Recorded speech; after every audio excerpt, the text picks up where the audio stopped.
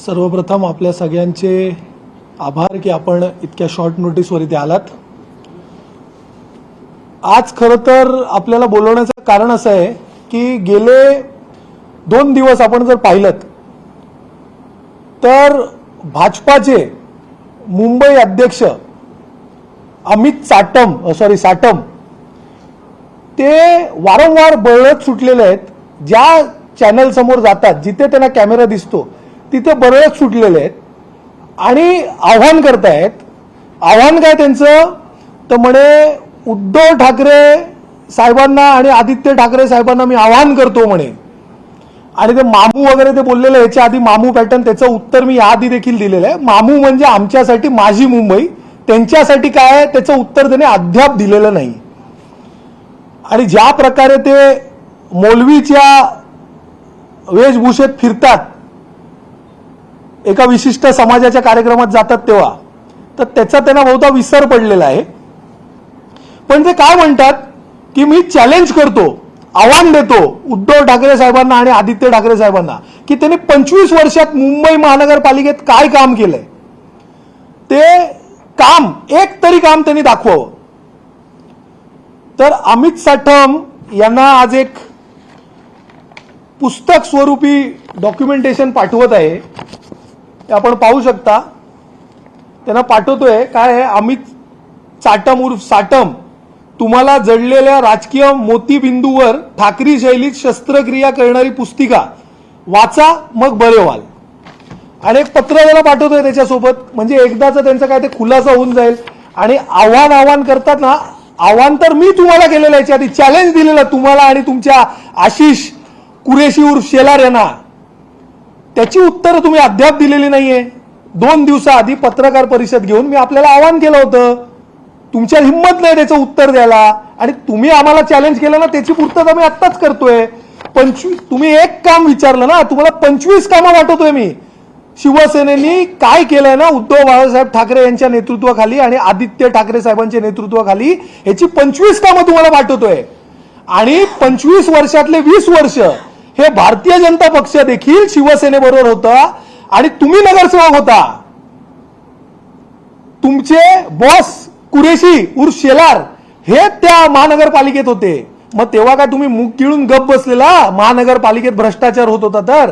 आता हे भ्रष्टाचाराचे आरोप पुरे झाले। मुंबईच्या जनतेला देखील माहिती आहे की तुम्ही काय करता, कसे वागता। कालच तुमचा तो कोणतो पप्पू मलाई अन्नमलाई काय कप्पू स्वामी अन्नमलाई तो आलेला, त्याला त्याच्या राज्यात कोण विचारत नाही। आणि तो इथे महाराष्ट्रात येऊन सांगतो की Bombay is not part of Maharashtra. अरे बॉम्बे नाही रे घदड्या, मुंबई। तुला माहित नसेल ना, तर हे जे वाचाळवीर आहेत ना, जे आता शांत आहेत, जिबेला लकवा मारल्यासारखं गप्प बसलेले आहेत, शेलार, तो चाटम आणि चारणे, आता ते बोलत नाहीत। चाटम हे अण्णा म्हणे शिवी आहे मराठी माणसाला। चाटम म्हटलं की मराठी माणसाचा अपमान आहे, मालवणी माणसाचा अपमान आहे। आणि आता मुंबईला बॉम्बे सांगतो, हा कोणाचा अपमान आहे? मराठी माणसाचा अपमान नाहीये का? कोणताही जे काय शहराला नाव असतं तो फक्त शब्द नसून तर ते संघर्ष, अभिमान, स्वाभिमान आणि भाषेचा प्रतीक असतो। हे ना माहित नसेल तर हे त्याची माहिती घ्यावी। स्वतःला मराठी म्हणून काय होत नाही, स्वतःला हिंदू म्हणून काय होत नाही। ते अन्नमलाईला तुम्ही इथे या राज्यात आणलं, तो बोलतो की मराठी माणसाची ही मुंबई नाहीये तरी आंतरराष्ट्रीय, हो आंतरराष्ट्रीय दर्जाची आहे मुंबई, आंतरराष्ट्रीय दर्जाची आहे, पण मराठी माणसाची आहे मुंबई ही महाराष्ट्राचीच आहे। भारतीय जनता पक्षाचे जे काय मनसुबे आहेत ना, ते पोटातनं ओटावर आले इतकंच, आणि बरं झालं ते आले। मुंबईकर जनतेला आणि महाराष्ट्राच्या जनतेला हे कळलं की त्यांना मुंबई ही मिळवायची आहे। जे वारंवार सगळे मराठी प्रेमी आणि ठाकरे बंधू जेव्हा उद्धव ठाकरे साहेब, राज ठाकरे साहेब हे म्हणत होते, तेव्हा काही लोकांना प्रश्न निर्माण झालेला की भारतीय जनता पार्टीला खरोखर मुंबई तोडायची आहे का? आता हे या अन्नमलाईच्या अशा वागण्यामुळे आणि बोलण्यामुळे हे आता क्लिअर कट लक्षात आलेलं आहे। आणि हे जे काय चारणे, कुरेशी आणि चाटम गप्प बसले ना त्याच्यावर मुख गिळून, जिभेला लकवा मारलाय त्याप्रमाणे, ह्यांनी दिसून आलेलं आहे की भारतीय जनता पार्टीचे खरे मनसुबे काय आहेत. त्यानंतर आपण आता पाहिलं बदलापूरला काय झालं, तर विकृतला स्वीकृत केलंय. भारतीय जनता पक्षाला जो काय गैरसमज झालेला आहे की दरोडेखोर, रॉबरी करणारे, खून करणारे, आता बलात्कार करणारे, लहान मुलांबरोबर विक्षिप्तपणे वागणारे, हे ना आम्ही पाहिजे तेव्हा कोणत्याही पदावर बसू शकतो, आम्ही पाहिजे तसे वागू शकतो, ह्यांनी आहे ना भारतीय जनता पक्षाचा जो काय विकृत मानसिकता आहे ही जनतेसमोर आली आहे ना, ती बरं झालंय आणि चांगल्या वेळी ती आलेली आहे. 29 महानगरपालिकेत निवडणुका लागलेल्या आहेत.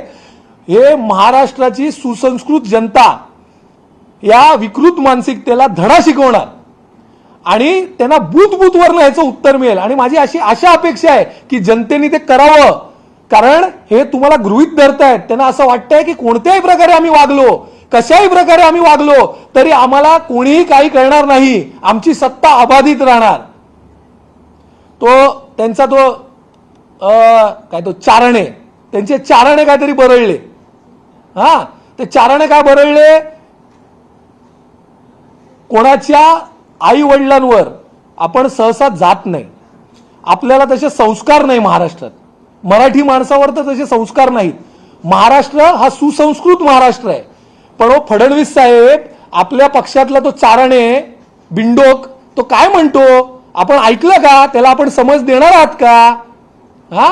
आम्ही सुसंस्कृत आहोत, आमच्यावरती चांगले संस्कार घडवले आई वडिलांनी, म्हणून आम्ही असं विचारणार नाही बाबा तुम्ही तुमचं बर्थ सर्टिफिकेट दाखवणार का, आम्ही विचारू शकतो पण आम्ही विचारणार नाही. आम्हाला आहे ना जास्ती शिवसैनिकांना जास्ती तुम्ही गृहीत धरू नका, असं होईल नाही तर की गल्लोगल्ली तुम्हाला शिवसैनिक बर्थ सर्टिफिकेट विचारतील, मग तुम्हाला आवडणार का? तुम्ही कोण, तुम्ही काय बरळता? तुमचे दुसरे बंधू म्हणतात की इतरांच्या प्रॉपर्टी कशा झाल्या. हो तुम्ही पालील पासून झू पर्यंत कसे पोहोचला ह्याचं उत्तर पण मराठी माणूस आणि मालवणी माणूस मागतोय, त्याचं उत्तर द्याल का? तर या सगळ्या प्रश्नांवरनं एक गोष्ट लक्षात येतं की भारतीय जनता पक्षाकडे कोणत्याही विकासाचा मॉडेल नाही. मुंबईसाठी किंवा इतर महानगरपालिकेसाठी ते काय करणार आहेत, काय ते करू शकतात ह्याच्याबद्दल त्यांच्याकडे काही नाही. त्यांनी इतकं वर्ष मुंबई महानगरपालिकेत किंवा इतर महानगरपालिका जे त्यांच्या ताब्यात होते तिथे त्यांनी काय केलंय किंवा काय करणार आहेत ह्याच्याबद्दल त्यांच्याकडे काही मॉडेल नाही. तर परत आपण येतो कुठे, तर हिंदू मुस्लिम जात धर्म या सगळ्यावरती येतो. कारण त्यांना काय वाटतं माहितीये का की हे सगळे मतदार आहे ना हे मूर्ख आहेत आणि वारंवार अशा प्रकारच्याच तेढ निर्माण करून आपण वारंवार सत्तेत येऊ शकतो. केलेली कामं दाखवायला काही नाहीये. प्रश्न विचारला तर त्याच्यावर उत्तर देणार नाही, ए विचारलं तर झेड बद्दल बोलणार. आता काल परवाचाच विषय आहे, आपण सगळ्यांनी पाहिलं असेल की चांदिवलीला 157 वॉर्ड भारतीय जनता पक्षाच्या व्यासपीठावरून काय होतंय तर अश्लील नृत्य महिला नाचवले जात आहेत, तिथे बायका नाचवल्या जातात आणि ते कुठे, मागे छत्रपती शिवाजी महाराजांचा पुतळा, मागे महामानव डॉक्टर बाबासाहेब आंबेडकरांचा पुतळा. आणि त्याच्यानंतर ते आशिष कुरेशी उर्फ शेलार येऊन काय म्हणतात, इतकी मगरुरी त्यांची, येऊन म्हणतात की काय AI जनरेटेड व्हिडिओ आहे. तर त्याचा दुसरा व्हिडिओ मी टाकलाय माझ्या ट्विटर हँडलवर, जाऊन पाहू शकता तुम्ही. सगळ्या पत्रकारांना पण मी पाठवलेलं आहे, कृपया करून ते दाखवा आपल्या चॅनलवर. दुसरे 2 व्हिडिओ टाकले आहेत, तुमचे भाजपचे गाढव नाचतायत तिथे. AI जनरेटेड व्हिडिओ आहे की नाही त्याचं उत्तर मी दिलेलं आहे. पण हे जे काय तिकडे प्रकार सुरू आहेत ना, मग तो तुमचा कप्पू स्वामी अण्णामलई असेल किंवा तो तुमचा तिकडे नाचणारे ते गाढव असतील, भारतीय जनता पक्ष हा AI जनरेटेड पक्ष आहे. आणि भारतीय जनता पार्टीने जनरेटेड जे काय गाढव आहेत ना, भारतीय जनता पक्ष जनरेटेड गाढव जे तिथे नाचत होते त्या कार्यक्रमात, जिथे छत्रपती शिवाजी महाराज आणि महामानव डॉक्टर बाबासाहेब आंबेडकरांचा अवमान होत होता. परत माझा हाच प्रश्न आहे, कुठे गेलेलात तुम्ही? स्वतःला मराठी म्हणणारे हे चारणे राणे कुठे होते? फक्त भगवं वस्त्र घालून हिंदुत्व होत नाही. तुम्ही तेच राणे आहात ना जे देवेंद्र फडणवीसांना हाफ चड्डी म्हणालेला, जे त्यांना 3.5% वाले म्हणालेला, जे RSS बद्दल मी आता इथे बोलू पण शकत नाही, त्या हिंद दर्जेवर जाऊन RSS वरती तोंडसूक घेतलेला तेच ना तुम्ही राणे. आता तुमचं मत परिवर्तन झालं, काय तुमच्यावर लोकांनी विश्वास ठेवायचा? तुमच्यावर, त्या कुरेशींवर, आशिष शेलार नावाचे कुरेशी आणि त्या अमित चाटमवर. तुम्ही मुंबईसाठी काय करणार आहात? तुम्ही 29 महानगरपालिका जे लागणार आहे तिथे तुम्ही त्यांच्यासाठी काय करणार आहात ते जनतेला ऐकायचंय. तुमची फालतूची बडबड ऐकायची नाहीये. आणि ती पण इतक्या हीन दर्जाचे तुमचे जे काय वागणूक आहे, ज्या प्रकारे विकृत मानसिकतेने तुम्ही जे काय बरळत आहात, एखाद्याच्या आई वडिलांबाबत, एखाद्या स्वर्गीय बाळासाहेबांबद्दल आम्हाला आदर आहे सांगणारे हे भारतीय जनता पक्षाची लोक आता काय बोलणार आहेत का? त्या 4 आण्याला नाही बोलणार आणि आमची अपेक्षा पण नाहीये की त्यांनी बोलावं. पण एक गोष्ट सांगतो, अमित साटमना एक स्पष्ट त्यांनी आव्हान दिलेलं, त्याचं तर उत्तर मी इकडे दिलेलं आहे. त्यांना पाठवतोय, पुस्तक पाठवतोय, दोन्ही भाषेत पाठवतोय, इंग्लिशमध्ये पण पाठवतोय, मराठीमध्ये पण पाठवतोय, PDF पण पाठवतोय वेगळ्या भाषेतली. त्यांना जे कळतं, सुसंस्कृत आहेत का मला माहित नाही, पण शिक्षित आहेत का हे पण आता मला माहित नाही, की अशिक्षित आहेत. त्यांना नाही कळत असेल तर ते PA असतील पगारावर ठेवलेले, त्यांना सांगा, जरा वाचून सांगावं की 25 कामं शिवसेनेने काय केली आहेत. त्यांचं आव्हान मी स्वीकारलेलं आहे, चॅलेंज, आणि त्यांना पाठवतोय. एक काम बोललेलं ना 25 वर्षात, त्यांना 25 अधिक कामं पाठवतोय शिवसेनेने मुंबईत केलेली, ते वाचा. आणि काय आहे ना, तुम्हाला जडलेल्या राजकीय मोतीबिंदूवर ठाकरी शैलीत शस्त्रक्रिया करणारी पुस्तक जे तुम्हाला पाठवतोय ते वाचा आणि लवकर बरे व्हा. बस इतकंच या सगळ्यांना सांगतोय. आणि त्या अमित साटमनी पहिलं आता मी त्यांना चॅलेंज देतोय, त्यांचं चॅलेंज मी स्वीकारलं. आता ते 20 वर्ष जेव्हा महानगरपालिकेत होते त्यांनी स्थायी समितीत कधी आक्षेप घेतला होता भ्रष्टाचारावर, त्याचे मिनिट्स त्यांनी दाखवावे तुम्हाला. आणि तुम्ही पण जेव्हा जाल ना त्यांच्याकडे, त्यांना सांगाय चॅलेंज दिलं, याचं उत्तर द्या. हा, मिनिट्स दाखवा की कधी कधी तुम्ही याच्यावर आक्षेप घेतला होता, कधी तुम्ही याचा विरोध केला होता. आणि आणखीन एक महत्वाचा विषय जो त्या दिवशी पण मी पत्रकार परिषदेत विचारला होता, आज परत विचारतोय. तुम्हाला इंडियन जर्नलिस्टवर, रिपोर्टरवर महाराष्ट्राच्या भरोसा नाही. तुम्हाला काय भरोसा आहे तर पाकिस्तानच्या रिपोर्टर्सवर भरोसा आहे. ज्या प्रकारे ते कुरळकर हे स्पाय होते, एजंट होते पाकिस्तानचे, त्या प्रकारे हा अंधेरीचा डोनाल्ड डक, ज्याला आम्ही इतके दिवस समजत होतो, तो पाकिस्तानचा डोनाल्ड डक निघालेला आहे.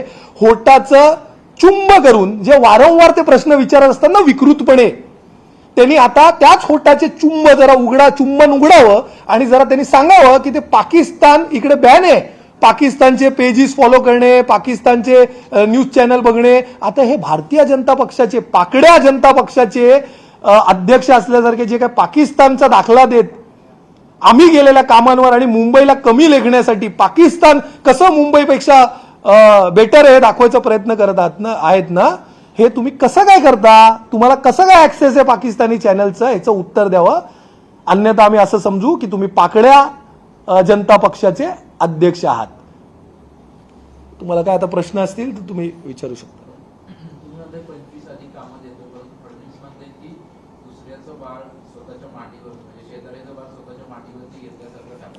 शेजाऱ्याचं बाळ तर मांडीवरती फडणवीस साहेबांनी घेतलंय, त्यांनी तर याच्याबद्दल बोलूच नाही.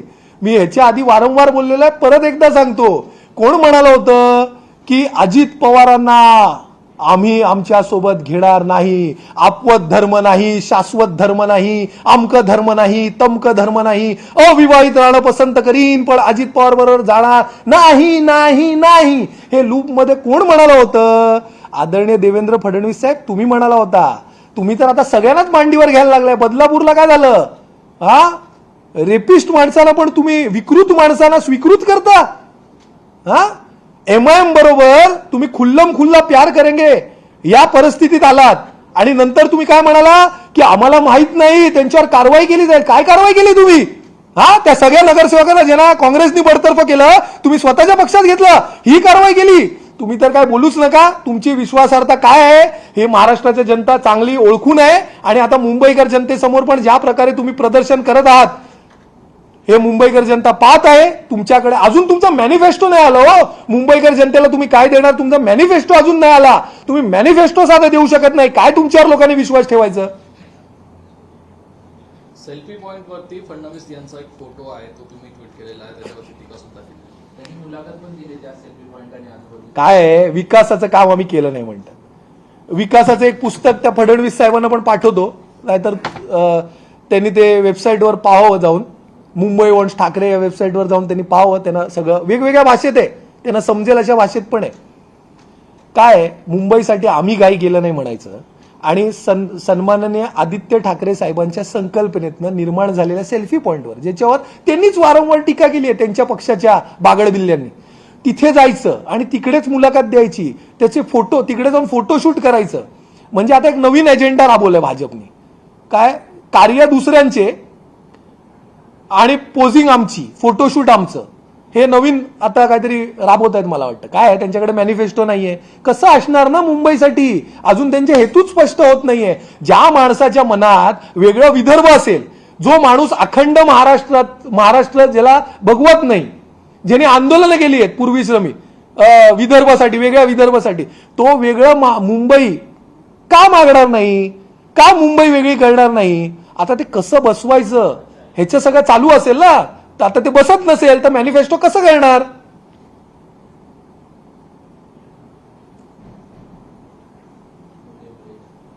उद्या जाहीर होणार आहे महायुतीचा जाहीरनामा. जाहीर होणार आहे. अरे इतक्या, नाव असणार आहे त्यात. अच्छा इतक्या लवकर का केलं, इतका उशीर लागला ना त्यांना. त्याचं कारणच हे, त्यांना शोध मोहीम करावी लागली. काय झालंय, पहिलं त्यांनी केली नोट चोरी, मग केली वोट चोरी, आता सध्या त्यांचं काय चालू आहे, क्रेडिट चोरी. कोस्टल रोड आम्ही केलं, सेल्फी पॉईंट आज बोलले का आम्ही केलं म्हणून, नाही तर उद्या सांगतील सेल्फी पॉईंट महानगरपालिकेच्या समोरचं आम्ही केलं. काय आहे, तुम्ही केलेल्या चांगली कामं तुम्हाला काय सापडत नाही. आता तुम्हाला इतकी शोध मोहीम करावी लागते सगळ्या IAS अधिकाऱ्यांना, ह्यांना त्यांना, कार्यकर्त्यांना. काम बघा रे बाबा, काहीतरी जुना फोटो सापडतोय का, कसं ना कसं मला घुसवा त्याच्यात, मॅनिफेस्टोत काहीतरी दाखवायला लागेल, काहीतरी दाखवा. आता ती शोध मोहीम मला वाटतं संपली असेल. आम्ही एकमेव पक्ष आहोत जो मुंबई महानगरपालिकेला सामोरं जात असताना आम्ही आमचं काम दाखवलंय. आदित्य साहेबांनी त्यांचं प्रेझेंटेशन दिलं वरळी डोमला, की आम्ही काय कामं केली आहेत, त्या कामाच्या जीवावर आम्ही मतदान मागायला येतोय. हे जाती, धर्म, प्रांत, काल त्यांनी त्यांचा तो कप्पू स्वामी, तो अण्णा मला इकडे आणला, अशा प्रकारे हे निवडणुकीला सामोरं जात आहेत. कारण त्यांनी कोणत्याही प्रकारचं काम हे मुंबईसाठी केलेलं नाही. धन्यवाद. थँक्यू खूप खूप. काहीतरी लिहायला लागेल. ते बघायचंय, पत्र घ्यायचंय का,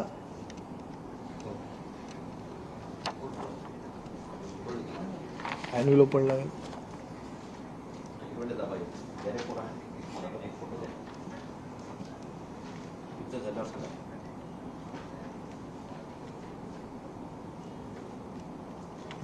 पुस्तक पण हे झालं का, पुस्तक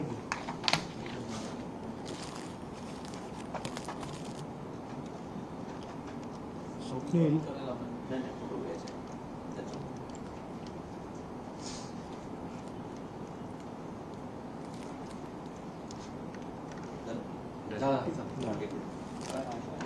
चार आणि कचरा, तू लिंक पाठव तुझी झाली.